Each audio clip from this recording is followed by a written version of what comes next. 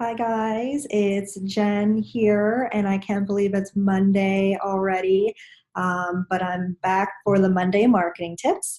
I hope that you guys all had a great weekend and you got some relaxing time in and everything. So I thank you for tuning in for another tip for the week. But what I want to talk about this week is your website, and not just building your website, but evaluating your website, seeing if it's working for you. So it's no secret that website design has become a lot more accessible in recent years. So with sites like Wix and Weebly and Squarespace, they have templates for you where you can plug in your information and your logo and also keep it on brand. But the problem is that just because you build a website doesn't mean that it's actually working for you. And also that just because you have one of those templates doesn't mean that the layout is is great either. So that sometimes is an issue, but you don't know whether or not your website's working for you until you actually start digging into the information. So that's what's so great about digital marketing, is that there are lots of tools out there where you can actually review that. I know that Weebly, they do give you some basic information. They let you know how many unique visitors you've had, which is the amount of people, the amount of unique people that visited your site within a certain period. So they only visited your site once within a certain period. So if it's a week or a month, how many times people visited your site, and then returning visitors and what pages that people visited on your website. So I know that it gives you that kind of information, but it really doesn't give you a lot of the details that you might need to really make changes. And also, I've spoken with some people and the information isn't as accurate as it is on others. So it just is meant to give you a general idea, but if you really want to get to the nitty gritty, then you want to use a tool like Google Analytics. So what I'm going to do today is I'm going to do a share screen with you and show you what Google Analytics is and what kind of information you can get from it. And I'm just going to give you, again, a basic rundown. So just bear with me real quick as I get that started. Okay, I'm back. And so this is just a breakdown of Google Analytics.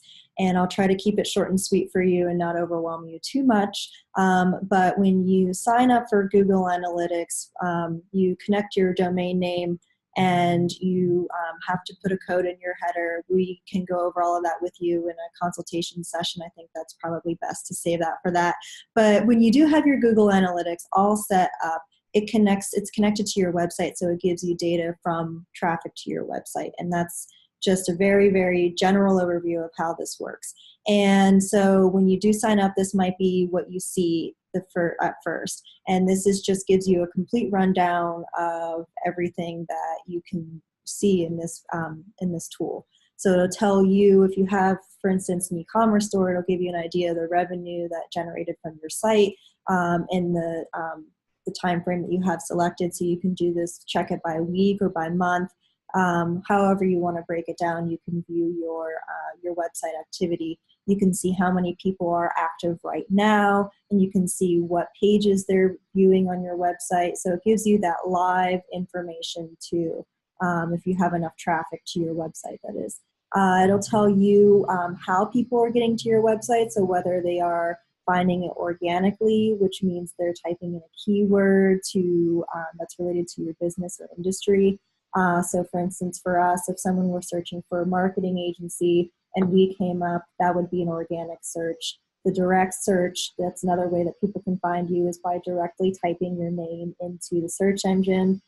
Social media is another site, or referral sites. So if you have a link on someone else's blog post that links to your site, then that's a referral link. Or if you're doing display advertising online, then that's another link that you can that's a referral link for your website.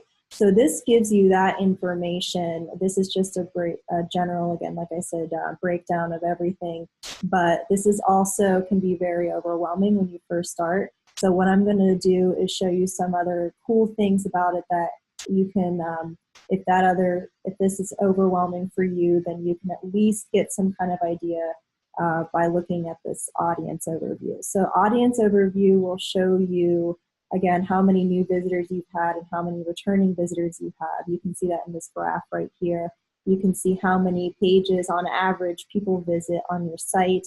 You can see the number of page views people have, and also the bounce rate, which that is the rate that people exit your site without visiting another page. So they only go to one page, don't interact with anything, and leave pretty abruptly. So you want to try to keep that low as possible. So if you see that you have a 90% bounce rate, then you might want to consider, what are you using as your landing page? Is your home page not leading people through your site effectively? Can people not figure out what it is that you do? Is it too salesy? So those are things to consider if you see that you have a high bounce rate. And then also the average amount of time that people spend on your website. So that is just a basic overview of that. And then the demographics is also very helpful. That will be very helpful for you. So this is what I mentioned before with seeing, how you can use this information for other marketing efforts that you do. You can see the average age range of people that come to your site, whether they're mostly male or female. And then you can also see their interests overview. So this helps a lot with content marketing, or to give you ideas on what people are interested in or what sites they might be on, checking out on other sites where it might give you some ideas on, hey, that might be a good place for me to advertise if this is what my audience is interested in. The user's flow is really also another helpful aspect of the Google Analytics that they show you. And what a user's flow is, it's exactly what it sounds like. It's when it shows you what pages, how they flow through your website. So if they start on your home page, then you can see that through traffic and how many people drop off from your home page. And if they're going through traffic, what's their second interaction, or their first interaction with your website, and then their second interaction. So it'll show you what pages they're visiting from your start page, or where people are starting, what pages they're starting on, and then flowing to from there. So if they're not following through after starting on one of your landing pages, then you might want to consider a button or some kind of call to action to get people to flow through your site more. And I've actually used a tool like this to evaluate a website that I was managing to help to bring the bounce rate from 90% to 50% in just a couple months' time. And I was able to really evaluate, okay, from the homepage, people weren't typically moving along throughout the rest of the site. And that was an issue for me. So I thought, well, maybe it's not clear on the homepage what it is that we do. And by tweaking some of the content and adding some more pictures and options for people, clearly stating a services section on the homepage, I was able to bring that bounce rate down, like I said, and help people navigate through the site a lot better. So I know that during the restaurant marketing tips last month, that was one of the things that I mentioned, was making sure it's easy for people to navigate through your site.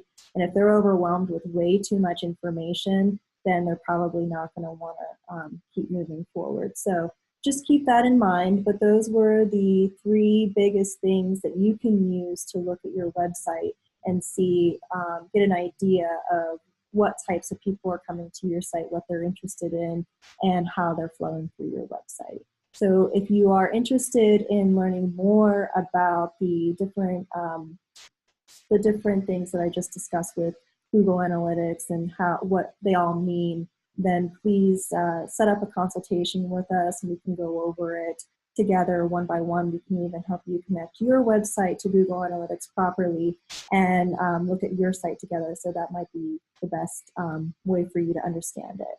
And I'm going to go ahead and stop the video there, but hopefully next week you'll be joining me for next week's tip. And that's it. So have a great week, everyone. And if you have any questions right now, then you can also send us a message or put them in the comments below. Okay, thanks. Bye.